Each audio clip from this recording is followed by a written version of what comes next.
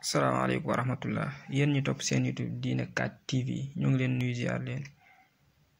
ñu ñëw tey ci lu am solo muy ñenn yi nga xam ne xëy na bu ñu tëddeeg seen boroom kër ba pare li ñu àndoon dafay tuuruwaat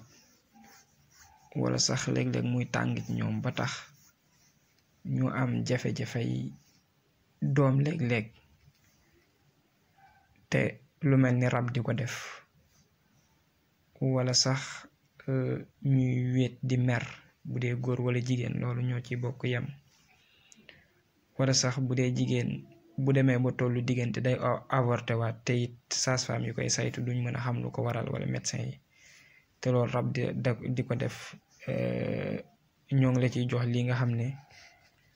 secret bi di secret Sindidi mu nekk lu bari lu yaatu nekk ay documents yu bari mën nañ ciy jël bis bu jot ñu jox la te du jeex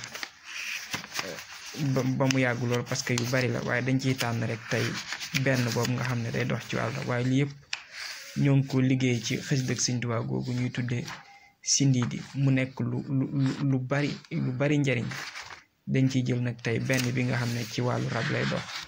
dimbali la ci waaye lu bari njariñ la kon su fekkee lu mel noonu dalay dal ci ni ma ko waxee dangay def saay soo jullee ba pare nga wirde lii fukki yoon wa bi kalimika Muusa saalihin qadr wa bi Suaybin wa Ismaila yallahu wa bi Suaybin wa Ismaila yallahu